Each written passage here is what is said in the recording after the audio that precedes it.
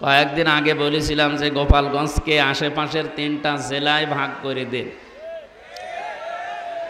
খুব ঝামেলায় আছে। নড়াইল, ফরিদপুর, মাদারীপুরের ভেতরে যদি ওনাদের 3 আসন ভাগ করে দেওয়া হয়, তাহলে ওই জেলা নিয়ে যত মানুষ গালিগালাজ করছে ওইটা আর করবে না। আমি এই জন্যে বলেছিলাম। তো অনেকে মনে করছে না, মনে হয় ওনার রাগ। আমার তো একটা রাগ আছে, 3 বছর আমি জেল খাটলাম, আমার রাগ নেই।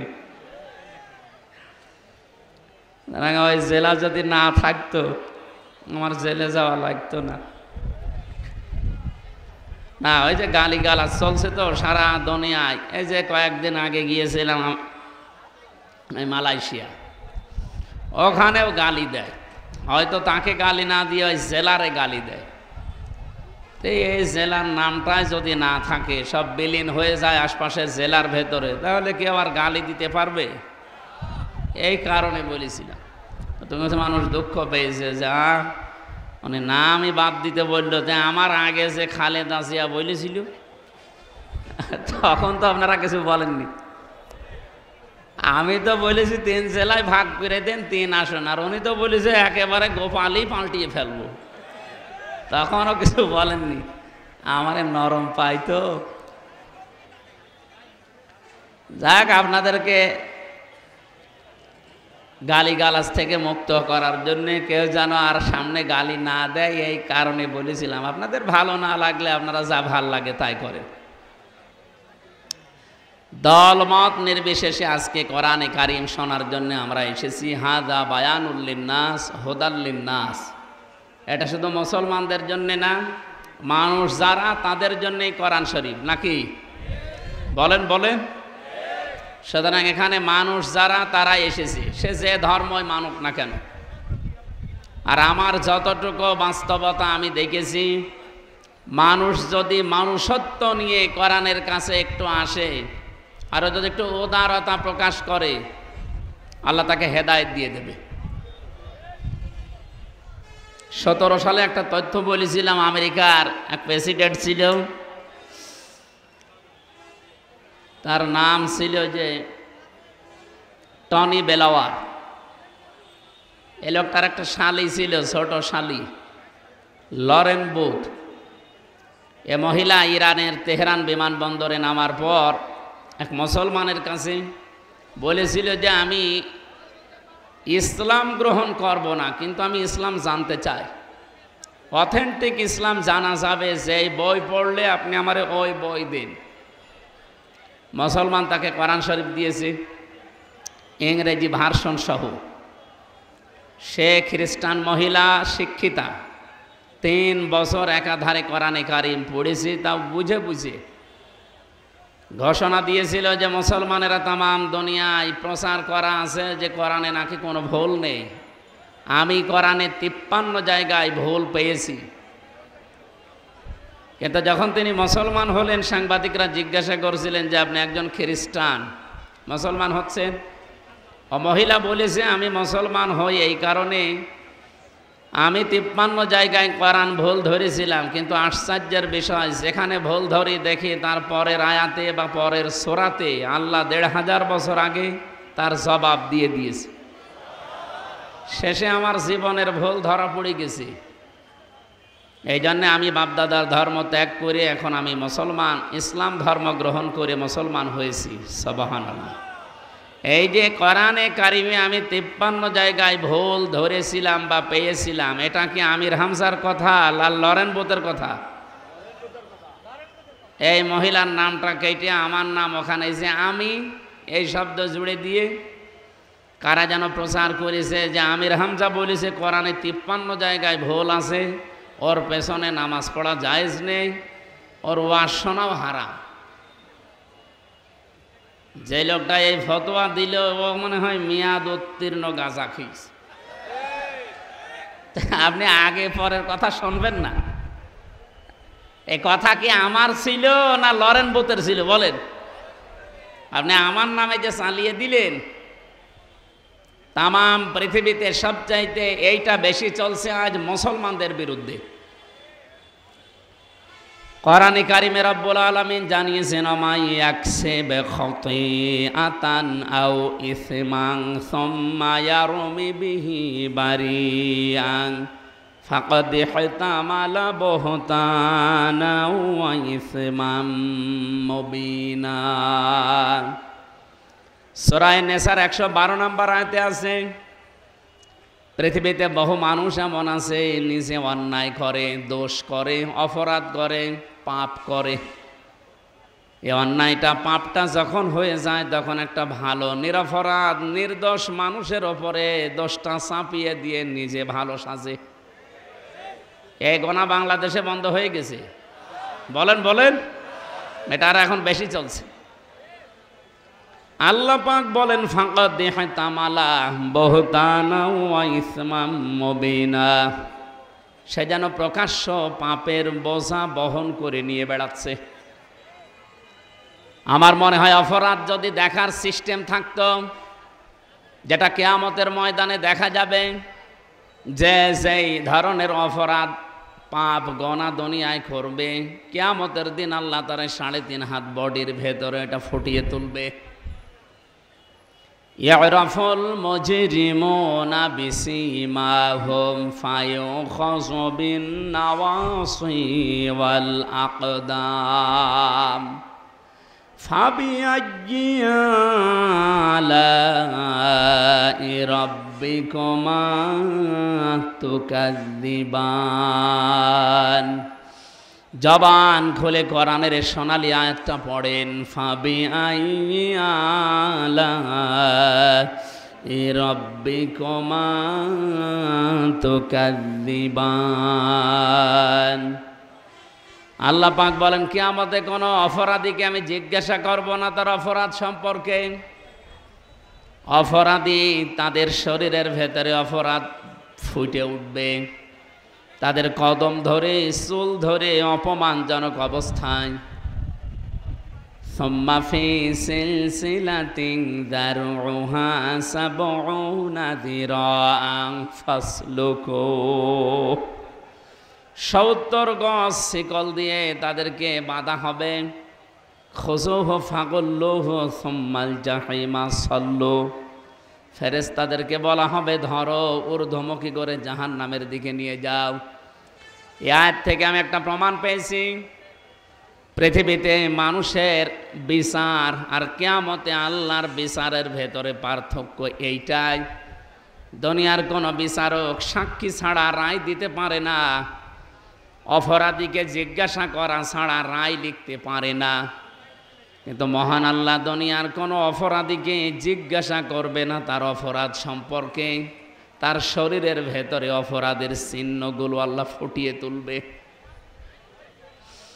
এই আয়াতটা যেই দিন থেকে পড়েছি, সে কোরআন শরীফ যেবার ধরেছিলাম সেই 2000 সাল থেকে শুরু করে আয়াতটা নিয়ে সবচাইতে বেশি আমি ভেবেছি এই আয়াতটা নিয়ে। কিয়ামতের দিন আল্লাহ তো কোনো অপরাধীকে জিজ্ঞাসা করবে না যে এইটা করেছিলি, তার শরীরের ভেতরে অটোমেটিক ওইটা ভেসে উঠবে, কপালে ভেসে উঠবে, চেহারার ভেতরে ভেসে উঠবে, তার হাতে, শরীরে, পিঠে। আল্লাহ পাক বলেন এমনকি অপরাধের বোঝাটা তার পিঠের উপরে আমি আল্লাহ চাপিয়ে দেব। অহম ইয়াহমিলুনা আওজারহুম আলা যুহুরিহিম, তারা বহন করে নিয়ে বেড়াবে তাদের অপরাধগুলো। আল্লাহ এখানে আওজার না দিয়ে যদি ঝার শব্দটা দিতেন, বাংলার মানুষেরা খুব ভালো করে শোনেন, কোরআনের কথা বলছি। রব্বুল আলামিন যদি আয়াতের ভেতরে ঝার শব্দটা দিতেন, ঝার মানে বোঝা, আওজার মানে বোঝার সমূহ। আল্লাহ পাক বলেন তারা তাদের পাপের বোঝাগুলো পিঠের উপরে নিয়ে বহন করে বেড়াবে। আলা সামা ইয়াসিরুন, ফেরেশতারা তাদের এই পাপের বোঝার দিকে তাকিয়ে বলবে কত নিকৃষ্ট বোঝা হামজা বহন করে নিয়ে যাচ্ছে। বলেন নাউজুবিল্লাহ। আমার দৃষ্টিতে যেটা আয়াত থেকে এসেছে, আল্লাহ পাক বলেন কিয়ামতের দিন তাদের পাপের বোঝাগুলো পিঠের উপরে নিয়ে বহন করে বেড়াবে। আলা সামা ইয়াসিরুন, ফেরেশতারা তাদের এই পাপের বোঝাগুলো পিঠের উপরে নিয়ে বহন করে বেড়াবে। আল্লাহ রাব্বুল আলামিন ঝাড় দিয়ে এই ভীতিটা আমাদেরকে দিতে চেয়েছেন। আমার এই যে 33 বছর এখন, এই বয়সে আমি মনে করেন এক এক বছরে 1 মন করে গোনা করেছিলাম।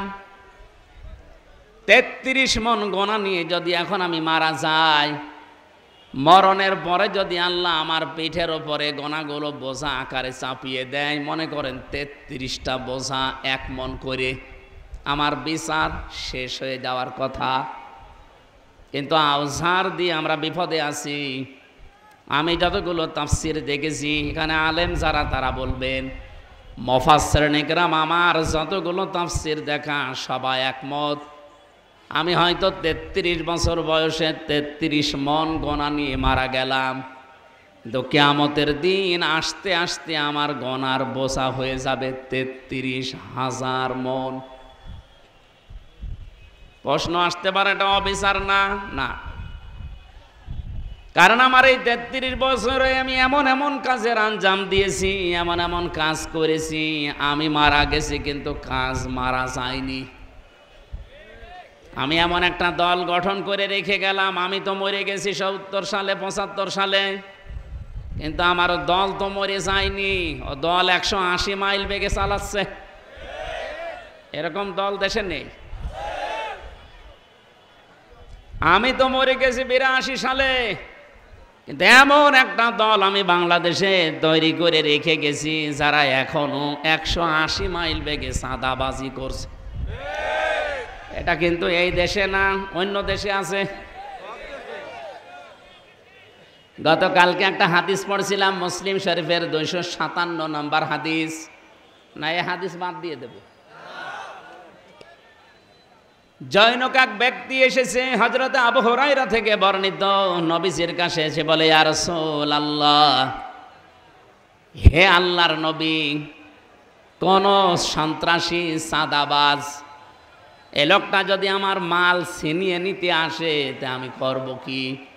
নবীজি বললেন, তুমি তোমার মাল নিতে দেবে না, তাকে বাধা দেবে। লোকটা বলে, হে রাসূল, বাধা দিতে গেলে তো হাতাহাতি হবে, ধস্তাধস্তি হবে, যদি ওই লোকটা আমাকে মেরে ফেলে। নবীজির হাদিস স্পষ্ট কথা, ফাংতা শাহিদ, তোমার মাল রক্ষা করতে গিয়ে যদি তুমি ওর হাতে মারা যাও, ওই সাদাবাজের হাতে, সন্ত্রাসীর হাতে, তাহলে তুমি শহীদ। লোকটা বলে, ইয়া রাসূলুল্লাহ, আর আইতা, কি বলেন আপনি? এ ধস্তাধস্তি করতে গিয়ে, এ মারামারি করতে গিয়ে যদি আমার মাল সেভ করতে গিয়ে ওই লোকটাকে যদি আঘাত করে ওই লোকটাই মরে যায়, আল্লাহর নবী বলেন, হুয়া ফিন্নার, তাহলে সে জাহান্নামী। ও বাংলার সাদাবাজেরা, কান খাড়া করে শোনেন, সাদাবাজি করতে গিয়ে যদি গণপিটনিতে মারা যান, আপনি জাহান্নামী। আর যার মাল নিতে গেছেন তাকে যদি মেরে ফেলেন পাথরের আঘাত দিয়ে, সে কিন্তু শহীদ। আমি মারা গেছি 80 সালে, 80 থেকে এখন 25, 45 বছর। এ 45 বছর আমার দল তো বসে নেই, তারা চালাচ্ছে কাজ। আমি 33 মন গোনা নিয়ে কবরে শুয়েছিলাম। এই 45 বছরে যদি 1 মন করে গোনা বাড়ে, 33 আর 45 কত হয় বলেন? কিয়ামত আসতে আসতে আমার পাপের বোঝা 33,000 মন পার হয়ে যাবে না?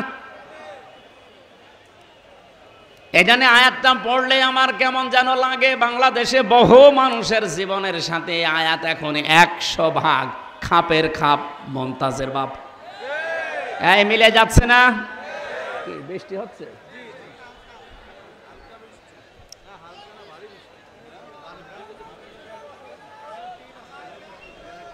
আমার এখানে কি কিছু দেওয়া আছে তো? আমার এমনি জ্বর আছে তো, ভয় লাগছে। আমি তো আজ 3 দিন পড়েছিলাম, আপনারা জ্বর করে তুলে নিয়ে এসেছেন, কালকে মাগুরায়, আজকে ফরিদপুরে। এশার নামাজের পরে যদি তুলে দিতেন, আমি ঘন্টাখানিক কথা বলতে পারতাম। বসে আছি সে মাগরিবের পর থেকে, আপনারা দেরি করে ফেললেন। আমাদের জাতির পিতা ইব্রাহিম আলাইহিস সালাম সম্পর্কে কিছু গুরুত্বপূর্ণ তথ্য আমাদের জীবনের জন্য যেগুলো দরকার, এই আয়াতটাই পড়েছিলাম, সূরা মারিয়ামের 41 একটা মাত্র আয়াত পড়েছি। এখান থেকে কিছু তথ্য আমরা পেতে চাই এবং দিতে চাই। বৃষ্টি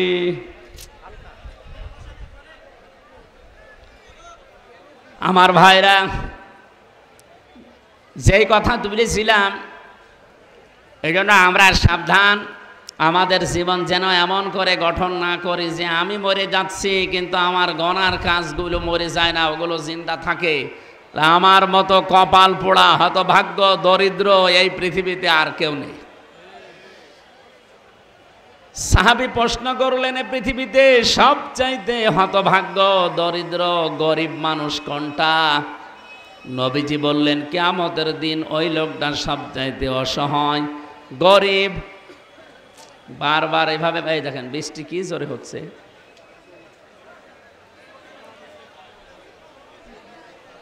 সুবহান, এক কোরআন শরীফ ঢেকে রাখেন, দরকার নেই, পাঠিয়ে দিন।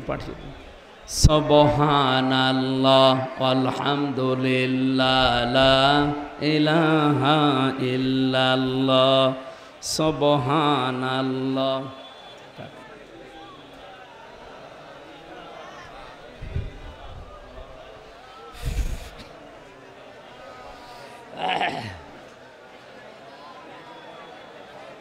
সুবহানাল্লাহ আলহামদুলিল্লাহ লা ইলাহা ইল্লাল্লাহ লা ইলাহা ইল্লাল্লাহ মুহাম্মাদুর রাসূলুল্লাহ।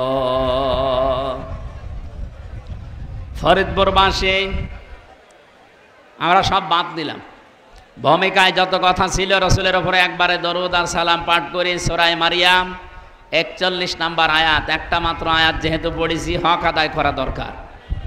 আল্লাহ রাব্বুল আলামিন বলেন, ওয়াযকুর ফিল কিতাবে ইব্রাহিম, আমার এই কিতাবে কোরআনে কারিমে আমি ইব্রাহিম নবীর আলোচনা তোমাদেরকে শোনালাম। স্মরণ করো ওই সময়ের কথা, ইব্রাহিম আলাইহিস সালাম সম্পর্কে। হে নবী, আমার কিতাব কোরআনে আমি কি বলেছি আপনি দেখেন। ইন্নাহু কানা সিদ্দীকান নাবিয়্যা, একদিকে হযরত ইব্রাহিম আলাইহিস সালাম ছিলেন সিদ্দিক, আর একদিকে ছিলেন তিনি নবী। তাফসিরে ফি জিলালিল কোরআন, বিশেষ করে ফি জিলালিল কোরআনটাই আমি বেশি দেখেছি আয়াতের সাথে। মুফাসসির তিনি লিখেছেন সাইয়্যিদ কুতুব রহমাতুল্লাহ আলাইহি। আরে আল্লাহ রে, এমনি একটু আওয়াজ কম করে। যারা এই বৃষ্টিতেও ভিজতেছেন, এভাবে কষ্ট করে আসেন, আপনাদের সওয়াব আজকে ডবল হবে ইনশাআল্লাহ। আমাদের যদি আজকে একটা সওয়াব হয়, আপনার দুইটা হবে। যদিও অসুস্থ হয়ে যাওয়া ঠিক না, তারপরেও একটু কষ্ট করেন হালকা, আমি আর বেশি সময় নিচ্ছি না। ইব্রাহিম আলাইহিস সালামের আলোচনা আল্লাহ আমাদেরকে শোনাচ্ছেন। এটা ১৫০০ বছর আগে আল্লাহ নাযিল করলেন। কি ছিল তার জীবনের ভেতরে, কেন তাকে আল্লাহ আমাদের জাতির পিতা হিসাবে ঘোষণা দিয়েছেন? আমাদের কি বানানো জাতির পিতা উনি? আল্লাহ নিজে বানিয়েছেন তাকে, এমনি এমনি বানাননি। তারপর জীবনী পড়ে আমি দেখেছি আল্লাহ জীবনে 50টা পরীক্ষা করেছিলেন ইব্রাহিম নবীকে।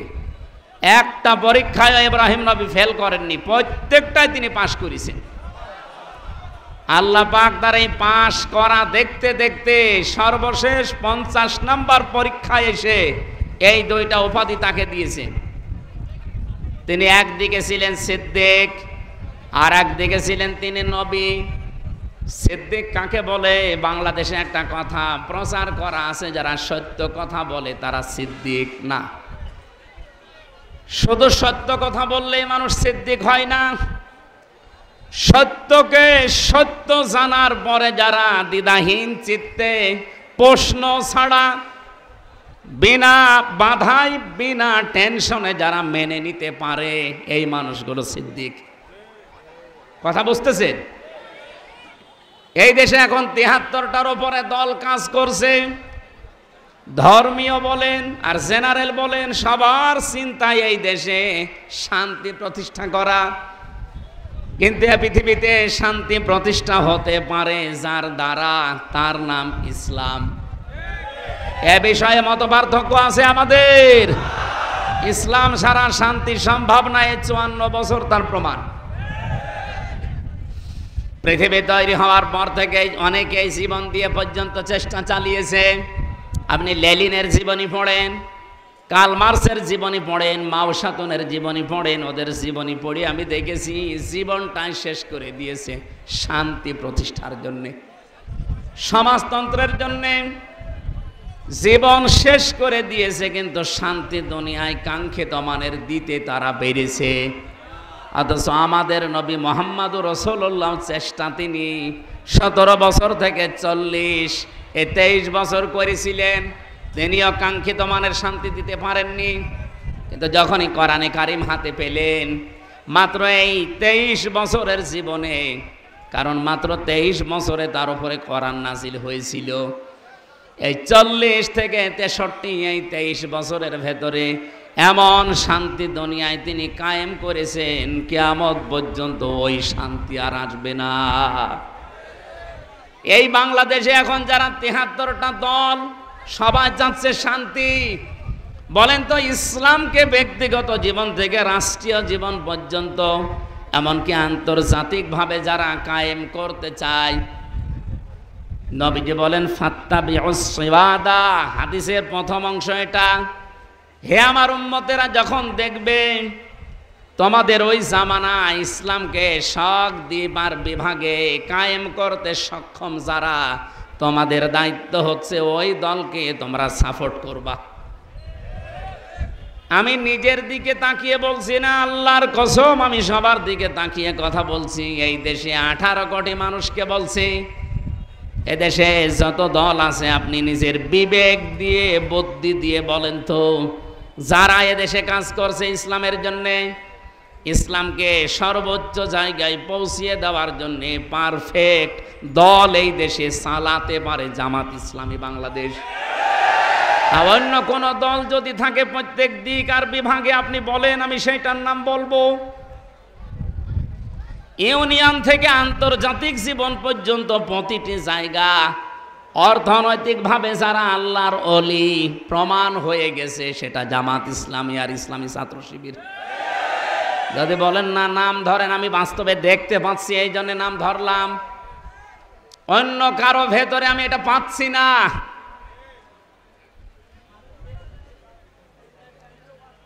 আগস্টের 5 তারিখের পর থেকে এই 12টা মাসের ভেতরে আপনি একটু তাকিয়ে দেখেন কত মানুষ ঈমান পর্যন্ত অলরেডি বিক্রি করে দিয়েছে। আপনারা ঈমান বিক্রি করে সব খেয়ে ফেলেন, ঈমান আমাদের বিক্রি করার কথা ছিল না। আপনার চাইতে আমি তো নির্যাতিত কম হয়নি। আগস্টের 5 তারিখের পর থেকে আমির জামাতে যে গত পরশুর দিন ঘোষণা দিয়েছে, অনেকে টাকার বস্তা নিয়ে তাকে রিকোয়েস্ট করেছে যে এটা রাখেন। এর চাইতে প্রমাণ আপনি কি নেবেন? একটা টাকাও তিনি গ্রহণ করেননি। আরো বলেছে না আমাদের আদর্শে এইটা নেই, কারণ আমি যে লোকটার আদর্শ মেনে চলি তার 63 বছরের জীবনে চাঁদাবাজি নেই। আর এমন মানুষ আমরা বেশি চাকার বস্তা না আরো জোর করে নিয়ে আসে। এর চাইতে আর কি প্রমাণ দেখবেন আপনি? এই ফরিদপুরের 2 জন কৃতি সন্তান, আপনারা আন্দাজে যা তা নাম বলেন না কেন, তারা প্রমাণ করে দিয়েছে তারা দুর্নীতি মুক্ত ছিল। শহীদ আলী হাসান মোহাম্মদ মুজাহিদ রহমতুল্লাহ আলাইহে, শহীদ আব্দুল কাদের মোল্লা রহমতুল্লাহ আলাইহে, তারা 1 টাকা না 4 আনাও দুর্নীতি তাদের পাওয়া যায়নি। এ ফরিদপুরের গর্ব বলা হয় এই 2 জনকে। আপনি দেখেছেন মন্ত্রী ছিল, বাড়ি থেকে খিচুড়ি ভাত রান্না করে নিয়ে খাচ্ছে। আর আমি নিজে আরেক মন্ত্রী দেখেছি, এমন মন্ত্রী এই লোকটা, তার নাকি 620টা শুধু বাড়ি। সেদিন সিঙ্গাপুর না মালয়েশিয়া ছিলাম, হোটেল থেকে নিচে নেমে দেখি এক শয়তান বসে চা খাচ্ছে। কি গো হুজুর, আমি আগেই পালিয়েছি। আপনি পালাবেন কেন? আপনি তো এত বাড়ি বানিয়েছেন, আপনার বাড়ির সংখ্যা শুনে যে 620টা, আর আপনি পালালেন কেন? তারপরেও এই দেশেও আপনার বেগম পাড়া আছে, সাহেব পাড়া আছে, এখানে থাকতে পারেন না? বলে না, ওগুলো সব তালা মারা, ওখানে যাই মায়ের খাবো। বাংলাদেশের 20 লাখ বাঙালি এখানে থাকে। যা করেছি এখন তো টের পাচ্ছি, এখন যদি আমারে পাই পিটিয়ে ভর্তা বানিয়ে ফেলবে। এরকম জীবন আপনি কেন তৈরি করবেন বলেন? আলী হাসান মোহাম্মদ মুজাহিদ রহমতুল্লাহ আলাইহি ফরিদপুরের বুকে যে মাদ্রাসাটা বানিয়েছে, কিয়ামত পর্যন্ত এখানে কোরআনে কারিমের তেলাওয়াত হবে। কবরে শুয়ে শুয়ে আল্লাহর বান্দা প্রতিটা অক্ষরে নেকি পেতেই থাকবে।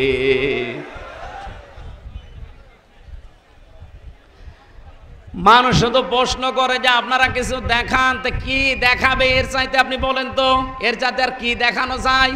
যে মন্ত্রী 4 আনা দুর্নীতি নেই, বাড়ি থেকে খিচুড়ি রান্না করে মন্ত্রণালয়ে বসে বসে খাচ্ছে, এর চাইতে আর কি দেখবেন? তাও আপনার জেলার মানুষ। এই কথা বলেন। যেই দলের দ্বারা ইসলাম কায়েমের সম্ভাবনা বেশি, নবীজির নির্দেশ, তোমরা সেই দলের পেছনে থাকবা, সাপোর্ট করবা। বাংলাদেশে যত দল আছে, আমি তো এই দল ছাড়া আর দেখতে পাচ্ছি না, এই জন্য বাধ্য হয়ে এখন সাপোর্ট করছি। আপনি বলেন ইউনিয়ন থেকে একেবারে আন্তর্জাতিক জীবন পর্যন্ত প্রত্যেকটা দিক আর বিভাগ স্বচ্ছ এবং সততা এখলাস নিয়ে চালানোর মতো কোন দলে আপনি প্রত্যেক বিভাগে পাবেন? হ্যাঁ, হয়তো কিছু বিভাগে পাওয়া যাবে, প্রতিটা বিভাগে পাওয়া যাচ্ছে না, কিন্তু এদের ভেতরে লোক ওইভাবে তৈরি করা নেই। যেই মানুষগুলো উল্টাপাল্টা ফতোয়া দেন ইসলামী রাজনীতির কথা শুনলে, ইসলামে রাজনীতি নেই এ কথা যদি কেউ বিশ্বাস করে, মনে করে ওর ঈমানও নেই। আমি বলছি না যে এরকম একটা মাহফিল দিয়ে ইসলাম কায়েম হয়ে যাবে না, কিন্তু এটা ইসলাম কায়েম করার একটা সিস্টেম, একটা মাধ্যম। যতগুলো মাধ্যম পৃথিবীতে আছে তার ভেতরে এইটাও একটা মাধ্যম আমরা মনে করি, এটাই করা লাগবে তা না। আপনাকে আমি আহ্বান জানাচ্ছি, এটা যদি আপনার ভালো না লাগে, যেটা ভালো লাগে আপনি সেটা করেন, তারপরেও মানুষের তৈরি করা আইনের পেছনে থাকবেন না। কারণ আল্লাহ যেটা পারে ওইটা অন্য কেউ পারে, এই বিশ্বাস করার নাম শিরিক। আর শিরিক যারা করে তারা মুশরিক। আর মুশরিক মরে গেলে কোনো ফতোয়া নেই, ও ডাইরেক্ট জাহান্নাম। একে আমি বানালাম, ইন্নাহু মা ইউশরিক বিল্লাহি ফাকাদ হারামাল্লাহু আলাইহিল জান্নাহ। যে নবীর নাম নিয়ে আমরা আলোচনা করছি, হযরত ইব্রাহিম, তার পিতা ছিল মুশরিক। কি ছিল? তার পিতা পর্যন্ত কিয়ামতের ময়দানে শুকুরের এই যে গলায় যে কি লাগায়, চেন নাকি শিকল, এইটা লাগিয়ে তাকে টানতে টানতে নিয়ে যাওয়া হবে। উনি আল্লাহর কাছে দরখাস্ত দিয়ে শেষ পর্যন্ত বলবে আমার বাবারে মাফ করে দেন। আল্লাহ বলেন সাবধান, মা কানা লিল মুশরিকিনা আইয়ামরু মাসাজ আইয়ামরু মা কানা লিল মুশরিকিনা মা কানা লিন নাবিয়্যি ওয়াল্লাযীনা আমানু ওয়া ইস্তাগফিরু লিল মুশরিকিন ওয়ালাউ কানু উলি কুরবা মিন বাদি মা তাবাজ্জানা লাহুম আন্নাহুম আসহাবুল জাহিম। সম্মানিত ফরিদপুরবাসী, আমি এক কথায় যে কথাটা বলতে চাই, সত্যকে সত্য জানার পরেও যদি কেউ বিশ্বাস না করে, না মানে, ও শুধু সত্য কথা বললেই সত্যবাদী হয় না। ইব্রাহিম আলাইহিস সালাম তিনি সত্যকে অনুসন্ধান করছিলেন, কখনো তারকা, কখনো সূর্য, কখনো চন্দ্র।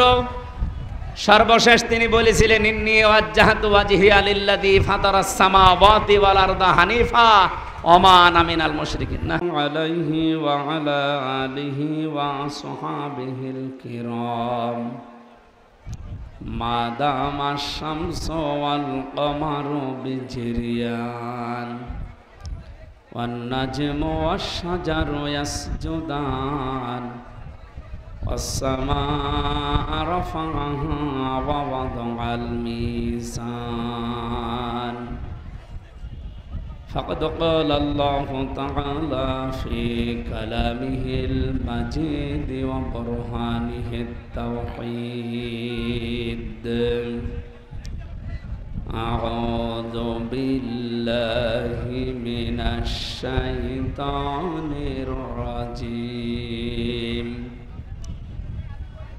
بسم الله الرحمن الرحيم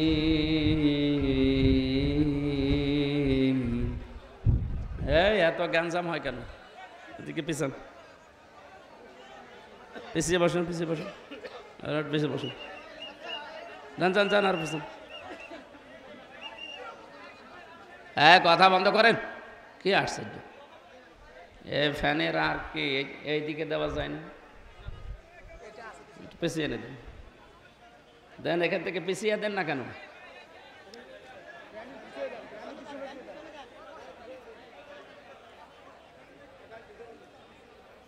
নেন নেন, তাড়াতাড়ি করেন।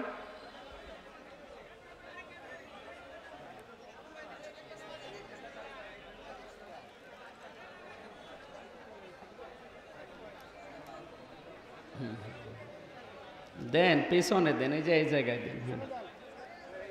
যতদূর তার যায় ততদূর দিয়ে। ঠিক আছে, ঠিক আছে, এখানে দিলেই হবে। দেন, এদিকে ঘুরিয়ে দেন, ওই ফ্যানটা নামিয়ে দেন। দেন,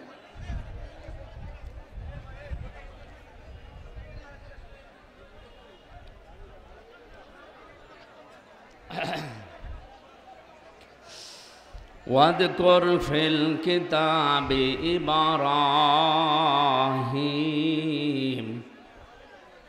إنه كان صديقا نبيا واذكر في الكتاب إبراهيم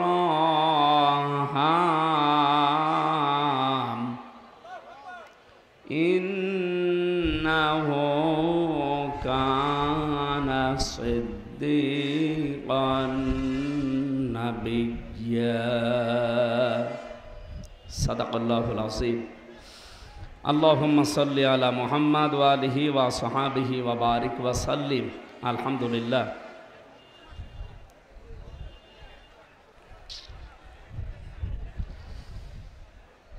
বাংলাদেশের ঐতিহ্যবাহী জেলা ফরিদপুর ওলামা বিভাগ মধুখালী শাখার উদ্যোগে তাফসিরুল কোরআন মাহফিল মধুখালী ঈদগাহ ময়দানে। এ মাহফিলের প্রধান অতিথি বাংলাদেশ জামায়াতে ইসলামী মনোনীত এ আসনের জন্য নমিনি বিশিষ্ট শিক্ষাবিদ, সমাজসেবক, রাজনীতিবিদ, সারা জীবন জ্ঞানের আলো ছড়িয়েছেন এ জেলার কৃতি সন্তান প্রফেসর ডক্টর ইলিয়াস মোল্লা, সাবেক চেয়ারম্যান রসায়ন বিভাগ, জাহাঙ্গীরনগর বিশ্ববিদ্যালয়, ঢাকা। এতক্ষণ যারা আলোচনা রাখলেন বহু মানুষের নাম এখানে দেখতে পাচ্ছি। আলেমদের হায়াতে তজ্জেবা সিহাতে কল্লিয়া কামনা করি, আল্লাহ যেন দান করেন, বলেন আমিন। এই কি আরম্ভ করেছে? কখন বৃষ্টি লেগে যায় বলা যায় না, এই জন্য একটু চুপ করেন ভাই। মঞ্চে বসা ওলামা ইকরাম, সামনে বসা মুসলমান ভাইরা, পর্দার আড়ালের সম্মানিতা মা এবং বোনেরা, প্রশাসনের ভাইরা, প্রাণ প্রিয় ফরিদপুরবাসী, পরিবেশ আমাদের অনুকূলে আর নেই, বাইরে চলে যাচ্ছে, কন্ট্রোলের বৃষ্টি জোরে আসতেছে। আমার মনে হয় এখন আর চালানো ঠিক হবে না। মসজিদ নেই আশপাশে, বড় মসজিদ নেই। মসজিদে যাবেন, মসজিদে যাবেন, মসজিদে গেলে হয় না, বৃষ্টি তো জোরে চলে আসতেছে। আল্লাহুম্মা আমিন। লা হাওলা ওয়ালা কুওয়াতা ইল্লা বিল্লাহিল আলিয়্যিল আযীম। আল্লাহ যেভাবে আরম্ভ করেছিলাম কয়েক ঘন্টা আমরা কথা বলতাম, যতটুকুই বলেছি তুমি আমাদের আমল করার তৌফিক দাও। এ বিশাল আয়োজনে যারা শ্রম দিয়েছে প্রত্যেকের শ্রম কবুল আর মঞ্জুর করে নাও। আগামীতে অনুষ্ঠানটা কোরআনের জন্য আরো বিশাল আকারে কবুল করো। আমাদেরকে জাতির পিতা ইব্রাহিমের মতো সিদ্দিক বানিয়ে দাও। সিদ্দিক হয়ে কিয়ামতে তার সাথে যেন আমরা উঠতে পারি, সেই তৌফিক আমাদের নসিব করো। আলহামদুলিল্লাহি রাব্বিল আলামিন। এই তাড়াতাড়ি আশপাশে চলে যান।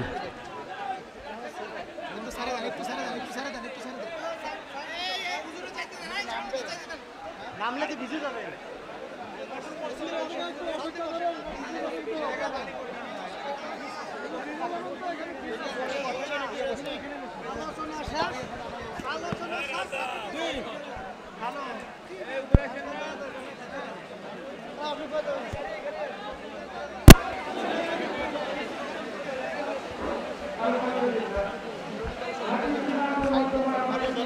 বাতাস দাও